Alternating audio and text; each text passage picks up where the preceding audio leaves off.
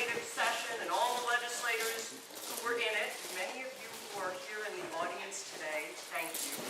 And it was prompted by a survey that was done by the Council on the Future of Vermont, which was spawned by the Vermont Council on Rural Development, lots of organizations, which identified the #1 value of Vermonters being the working landscape.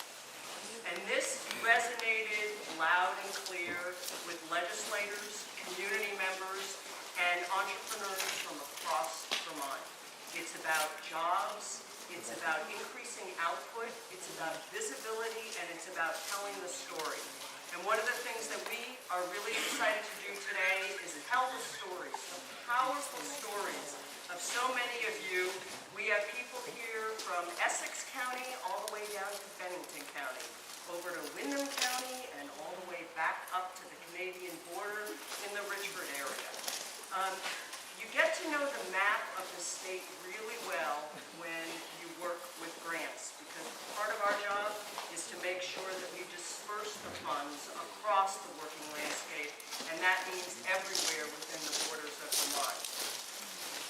I want to once more note that the Council on the Future of Vermont and the Council on Rural Development, they worked really hard and formed a working lands partnership. And this coalition of groups across the state believe that if you invest in Vermont's working landscape, you make a difference. Because as Jolinda explained, this whole project just didn't happen. It was really an expression of the people's values, the Vermonters' values and support for the working landscape, and trying to figure out how we as Vermonters can support that landscape that represents so much of who we are and what we are, and wanted to find a way to invest and perpetuate and make it sustainable. Thanks to the governor who pushed us to make this a better program, the legislators who heard the call, and the Vermont Council on Rural Development and Paul Costello in particular.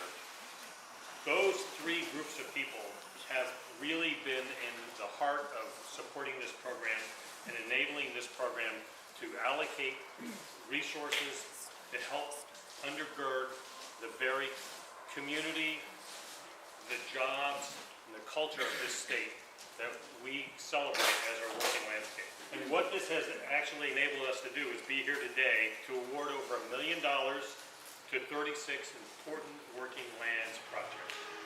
It's 36 various projects that are being supported by the people of the state of Vermont.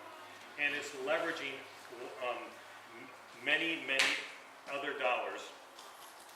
Up to $1.8 million of leveraged money goes with the $1 million of taxpayer money. So that is $2.8 million invested in the working landscape as a result of this particular set of announcements. And we've had 110 projects that have been awarded. 23 have actually fully completed, and the results of that is we've created 25 jobs.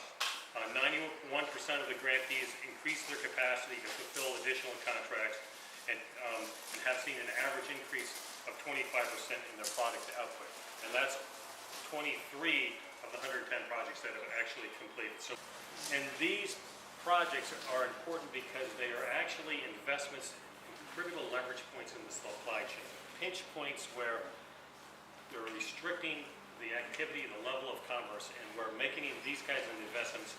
We open up that choke point, if you will, in the supply chain that allows more throughput through that supply chain, which is good for everybody in that supply chain and the working landscape.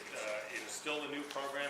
We still know we have bugs to work out, as every program does, but we're trying to amplify the voice of the people of the state of Vermont who have called for and asked for this kind of support for that working landscape we all share.